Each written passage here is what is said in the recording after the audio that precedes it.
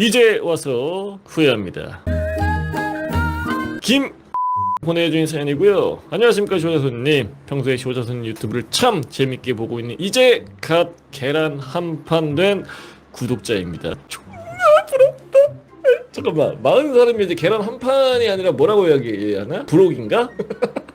저는 2014년 11월 3일 국가의 부름을 받고 입대를 했습니다. 사실 원래 저는 선천적 폐동맥 판막 부전이라는 질병을 달고 있어서 입대하기 전부터 이를 어필하기 위해 여러 대학병원을 다니면서 의무 기록지와 진단서를 떼러 다니곤 했었습니다. 왜냐면 병무청에 제출을 해도 면제를 받아야 되니까. 솔직히 말씀을 드리면 이렇게 하면 면제는 아니더라도 공익으로라도 갈 수 있을 줄 알고 그랬습니다. 저도 당시까진 군대 가기 정말 싫던 20대 초반의 평범한 대한민국 남자였거든요. 하지만 운명은 뜻대로 되질 않았고 의무 기록지와 진단서를 신검 때 냈음에도 불구하고 저는 상급으로 현역 판정을 받아 입대를 했습니다. 그렇게 제가 입소한 곳은 어디예요? 논산훈련소. 현역으로 입대하게 된 당시에 저는 심사가 몹시 뒤틀린 상태였고 병영 기록지나 소대장님과의 상담 그리고 분대장들에게도 제가 선천적 폐동맥 판막 부전이라는 사실을 끊임없이 어필하곤 했습니다. 뭐 이거는 당연할 것 같아요. 훈련소에서 이런 질병이 있으니까 훈련 열애라던가 어떤 그걸 받아야 될 거 아니야. 다행히 분대장들, 소대장님, 중대장님 그리고 교육대장님도 제 병을 이해해 주셨는지 제 방탄 헬멧에 환자임을 표시하는 빨간 테이프 십자가를 붙이게 해주셨고 저는 다른 훈련병들보다 많은 혜택을 받고 훈련을 받을 수 있었습니다. 그런데 지금 생각하면 당시에 제가 참 한심한 게 제가 이런 혜택을 누렸으면 동기들에게 미안할 줄 알았어야 했는데 당시에 저는 정말 한심하고 쓰레기 같은 놈이었던 지라 그냥 선천적 폐동맥 판막 부전인 제가 현역으로 군대에 끌려왔다는 것 자체가 너무 먹같다고만 생각이 들어 동기들에게 미안함은커녕 그냥 하루빨리 이 군대라는 곳을 탈출하고 싶다라는 생각만 머릿속에 가득했습니다. 근데 사실 뭐 이런 질병이 없는데 뺑기를 쳐서 만약에 이제 열애했거나 그랬으면 미안함을 갖는 게 맞지만 이런 질병이 뭐 있었는데 열애한 거에 대해서는 사실 뭐 누가 뭐라고 하겠습니까? 그 부분을 인정을 해줘야지. 그렇게 5주간의 훈련소 기간이 끝나고 저는 대구에 있는 54단으로 배치받게 되었습니다. 저는 이곳에서도 대대장님과의 상담 때 저의 질병에 대해 언급을 했고 대대장님과 저의 어머니와의 통화에서도 어머니께서는 대대장님께 저의 질병에 대해 얘기를 하셨습니다. 그리고 대대장님께서 어떤 보직을 받고 싶냐라는 질문에 저는 당당하게 CP병이라고 대답을 했습니다. 뭐 소위 말해 이제 커피포트 병인 거지. 그 옆에서 이제 근거리에서 이런 보조를 해주는 거예요. 그렇게 저는 동기들이 각자의 중대로 배치되고 보직을 받을 동안 저 혼자 보직도 받지 못한 채 2등병 생활관에서 계속 틀어박혀 있다가 동기들보다 2주나 늦게 본부 중대로 배치돼 결국 CP병 보직을 받았습니다. 대대장님께서 이제 들어주신 거지. CP병 보직을 받은 덕분에 다른 병사들이 밖에 나가서 작업을 하고 굴려질 동안 저는 대대장실에서 사수와 둘이 가만히 대기에 대대장님이나 지휘면사께서 커피 타오라고 할 때마다 커피만 타다 드리면 되는 개꿀을 빨았고 혹한기 때도 남들 다 밖에 나가서 훈련하는 동안 저는 대대장님, 주임원사님, 제 사수와 함께 난로를 쬐며 가만히 영내 대기를 했습니다. 이렇게 정말 개편한 상황 속에서도 매일같이 일기에 군대에 대한 불만, 징후에 대한 내용만 쓰면서 정말 한심한 군생활을 했습니다. 그러던 어느 날 대대장님께서 저에게 국군병원에 가서 제 병에 대한 자세한 검사를 받고 오라고 명령을 하셨습니다. 그렇게 저는 본부 중대장님의 인솔하에 국군 대구병원에 가게 되었죠. 그런데 국군 대구병원에서 말하길 이곳에서는 제 폐를 정확히 검진할 수 있는 기구가 없으니까 아무래도 국군 수도통합병원으로 가야 할 것 같다라고 하시더군요.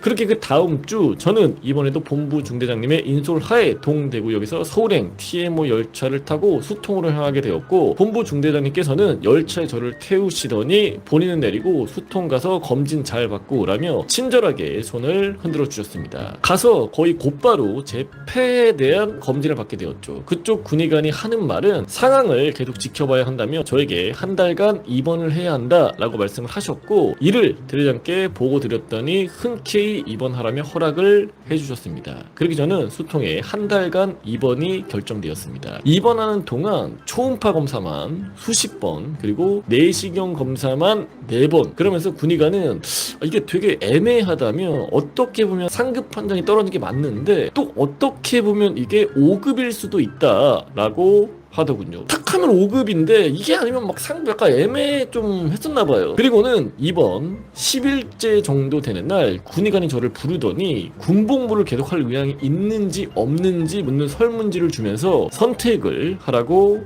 했습니다. 당시에 저는 군대에 대한 불만도 많았고 또 이대로 부대 복귀를 하면 선임들의 엄청난 갈굼이 두려워서 전역을 할 수 있다면 하고 싶다 체크를 했습니다. 그로부터 이틀 후 군의관은 저에게 갑자기 퇴원해도 된다면서 집에 가서 판정을 기다리라고 하더군요. 부대 복귀는 할 필요가 없다고 했습니다. 그렇게 집에서 또 2주 정도를 보내고 문자가 띵 하고 날아왔습니다. 그해는 2015년 3월 18일 전역이 확정되었습니다. 대한민국 국방부. 네, 그렇습니다. 제가 꿈에도 그리던 전역이었죠. 저는 그렇게 의병 제대를 하게 되었습니다. 2014년 11월 3일부터 2015년 3월 18일까지 짧디 짧은 저의 군생활은 이렇게 막을 내리게 됩니다. 이때만 하더라도 정말 멍청하고 무식했던 저는 군대를 이렇게 빠져나왔다는 것에 기쁨을 금치 못하였으나 하나님께서 저에게 벌을 주시려고 하셨던 걸까요? 의병 제대한 이후 저의 삶은 매우 불행했습니다. 일단 친구들이 저를 버렸는데요. 친구 J는 의병 제대한 거 정말 안타깝다며 공익만도 못한 게 의병 제대다라고 하면서 저에게 말을 했고, 친구 C는 너는 군대 나왔다고 하지도 마라. 군대 얘기할 자격도 없다. 너랑 군대 얘기하나 여자랑 군대 얘기를 하나 독인 객인이다 이라면서 저를 욕했죠.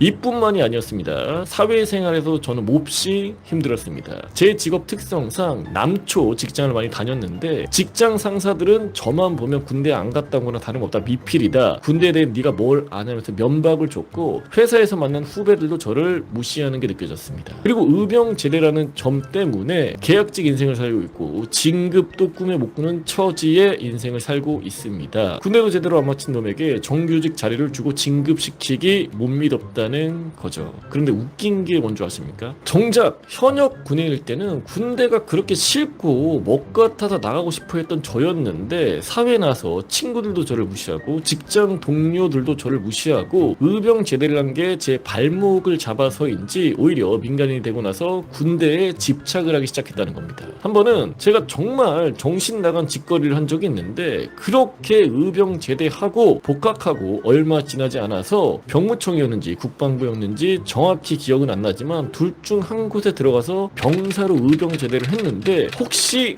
부사관이나 장교 지원이 가능하냐고 글을 올린 적이 있었습니다. 그러니까 이게 좀 상식적으로 좀 이해는 안 되는데 나와서 여기에 대한 미련과 집착이 좀 나왔던 것 같아요. 그러니까 국가기관 가가지고 이런 질문을 남긴 거지. 이를 특이하게 여겼는지 그쪽에서 직접 전화로 정말 안타깝지만 지원서는 넣을 수 있겠으나 어차피 탈락할 것이니까 다른 직업을 찾는 게 나을 것이라고 하더군요. 그러니까 지원해봤자 안 된다라고 이제 얘기를 해준 거야. 저는 시간이 지난 지금도 정신이 영 온전치가 못합니다. 기어코 그렇게 싫어했던 군대에서 의병 제대해서 탈출해놓고서 지금도 군복 맞는 밀떡 노릇이나 하고 있으니 말입니다. 지금은 너무 후회가 됩니다. 수통에서 군의관이 군복 의사를 물었을 때 계속 하고 싶다 말을 할 걸, 남들 작업하고 띵거름하고 훈련 받을 때 열애하지 않고 무조건 하겠다고 할 걸, CP병이 아니라 소총수를 하고 싶다고 대대장님께 어필할 걸.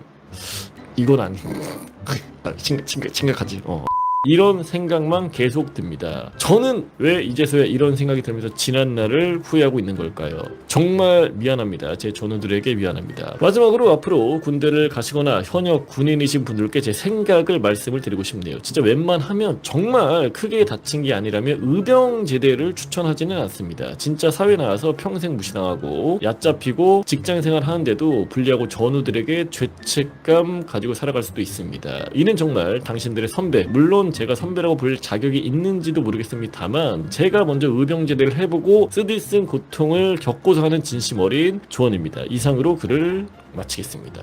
이게 이제 보내주셔서 되게 장문이에요. 되게 장문으로 이제 보내주셨는데 저도 이거를 보면서 보통 이제 이런 말들을 많이 하잖아요. 뺄 수 있으면 빼라, 뭐 안 깔 수 있으면 최대한 뭐 이제 안 가는 게 좋다라는 말들을, 저도 이제 그 말이 뭐 틀리다고 생각하지 않습니다. 그럼에도 불구하고 실제로 의병 제대를 하고 나서 여러 가지 뭐 편견이 있을 수도 있겠고 이제 차별을 받았을 수도 있겠죠. 뭐 직장 생활이라던가 뭐 취업을 할 때, 맞죠? 근데 꼭 그 의병 제대 하나만을 가지고 현재 생활 생활에서 어떤 편견이나 차별을 지금까지 계속 받고 있다? 이렇게 생각하진 않아요. 물론 처음에 회사에 뭐 들어갈 때는 아까도 얘기했던 뭐 친구들이 이런저런 얘기를 할 수 있겠지만 그 부분은 인정을 하고 내가 지금 현재 어떤 부분들을 더 잘할 수 있는지를 계속 고민하고 나아갔다면 지금과 같이 무조건 이 의병제대가 내 인생의 모든 걸 발목 잡았어? 이렇게까지 난 생각은 하지 않았을 거라고 생각을 하거든. 그리고 이 의병제대라는 게 뭐가 됐든 간에 본인이 불법을 저질러가지고 나쁘게 아예 나온 게 아니라 있는 질병을 가지고 제대로 병원에서 진단을 받고 이렇게 나오게 된 거잖아요. 그 부분에 대해서는 나는 굳이 뭐 부끄러움을 가지고 오랫동안 살아갈 필요가 없다고 생각을 해. 부득이한 결과인 거잖아. 맞잖아요. 그래서 제보자분께서는 그런 부분이 오랫동안 트라우마로 남는 거나 충분히 이해를 하고 공감은 하지만 앞으로 내가 살아갈 날에 이거를 계속적으로 오랫동안 생각을 하고 있다고 한다면 생활이 난 더 어려워질 거라고 생각을 하기 때문에 앞으로 좀 더 긍정적인 부분들을 좀 더 많이 생각을 했으면 좋겠고, 그런 부분들을 계속적으로 이어나간다고 한다면 이런 뭐 군대에서 이거는 나중에 이제 뭐 한 10년 20년 지나고 나면 사실 아무것도 아니거든요 진짜. 그래서 그런 부분들을 꼭 인지하시고 앞으로 생활을 하는데 좀 도움이 됐으면 좋겠습니다. 좀 개인적으로 제가 좀 이런 말씀을 드리고 싶었어요 현실적으로.